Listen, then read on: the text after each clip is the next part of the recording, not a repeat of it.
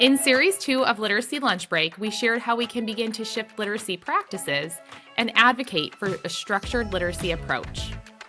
As many educators are reflecting and transitioning, we often wonder, so what happens to guided reading?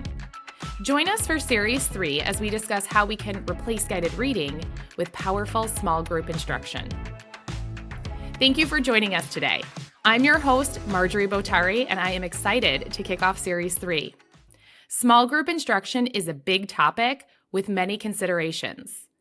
We hope this series will answer questions that you may have and give you the opportunity to reflect and perhaps shift the way small group instruction takes place in your classroom, school, or district.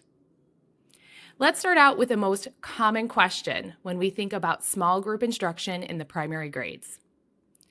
What happens to guided reading? The majority of teachers, myself included, were trained to assess and level students according to a number or a letter and organize groups based on that data. Now, that is a general description because, quite honestly, guided reading means something different to almost everyone. As we pause to think about using numbers or letters to plan small group instruction, the question we can ask ourselves is, what does it specifically tell us about our students' foundational skills? So for example, if I have a student that is reading at a level D, do I know how strong their phonemic awareness is? What about their phonics knowledge and ability to transfer it to decoding and encoding? Now, I may glean some knowledge about their vocabulary, background knowledge, comprehension, as children use those skills to read or perhaps guess the words in the book. And therein lies the problem. Traditional or typical guided reading does not allow for targeted instruction in specific skills. So as we revisit small group instruction, we can shift our thinking from guided reading to targeted skill instruction, or just consider it small group instruction. This allows us to consider a variety of skills or needs for each individual group. So what does that mean? What does that look like? Well, to start, it means that we're not seeing every small group for the same amount of time. When we consider small group instruction, the power lies in meeting specific needs. If we're providing the same instruction but just in small groups, it's actually quite inefficient. Right? As Tim Shanahan says, never do with a small group what can be done as well with the whole class. Small group instruction time is expensive, and we need to be sure that we're using it well. So I may see a group for 5 minutes to build alphabet knowledge, while another group may be 10 minutes long as I build background knowledge or vocabulary. So as we think about key takeaways today, key takeaway number 1, small group instruction does not mean every group lasts for the same amount of time. Which leads us into the next question. How do we know what students' needs? How are we identifying those specific skills? Now, assessments is a whole nother big topic. We could have a series just on assessments. But as we think of this in just a simpler way, what we need to remember is we need to look at students through multiple lenses. We need to look at those universal screeners as check engine lights, just giving us a general understanding of our students' ability, but we need to always dig deeper, looking at those diagnostic assessments, anecdotal data. Now, anecdotal data is something we mention, but we don't often talk about how to dig into, and this is what's absolutely critical. It's the anecdotal data that's going to allow us to see if these skills are transferring to decoding and encoding, because application is the goal. So as we think about key takeaway number 2 in this series, thinking about our assessment, we want to be sure we are looking at our students through multiple lenses to allow us to identify their specific needs. Now, another important consideration for small group instruction is how often the groups are changing. Are groups together every 4 weeks and then we're revisiting, perhaps every 6 weeks? How often are we adjusting or changing groups? Now, here the answer really does depend on what that small group instruction looks like. When we think about RTI or MTSS, When we're providing intervention for students, we need data points, and we need to ensure that students have truly mastered skills before we move them out of a group. There needs to be a more rigid or more consistent schedule for RTI and MTSS purposes.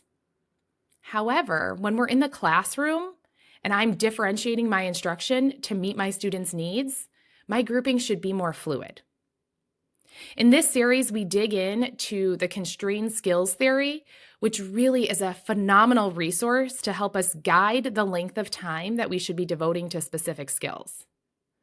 So going back to that alphabet knowledge example, alphabet knowledge is what we would consider a highly constrained skill, meaning once students have that knowledge, you can't go beyond that, right? There's not much deeper to dig into as we think about connecting letters and sounds. Once our students have mastered that skill, it's done. There's a ceiling on that. And with those constrained skills, it typically takes less time to master. So if I'm working on alphabet knowledge with a group, most likely they're not going to be visiting me for 4 to 6 weeks.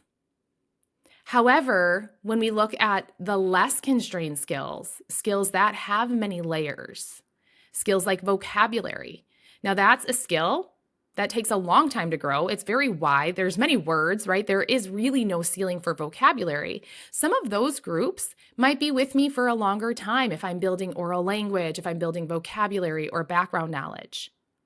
So for key takeaway number 3, we need to remember that grouping cadence really depends on the need of our students.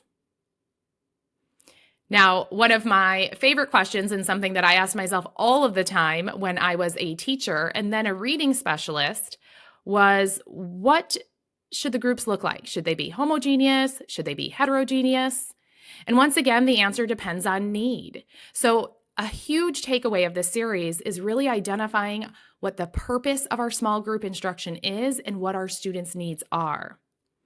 So again, going back to that alphabet knowledge example, if I have students that have mastered alphabet knowledge, and then I have some other students that only know a few letters and few sounds, a heterogeneous grouping doesn't really make sense there, right? If I'm putting students together in a group where some have alphabet knowledge mastered and some do not, they're not going to learn much from each other. So in the case of those highly constrained skills or those early foundational skills, it makes sense for homogeneous grouping, right? We're going to specifically, explicitly, and systematically teach these very specific skills.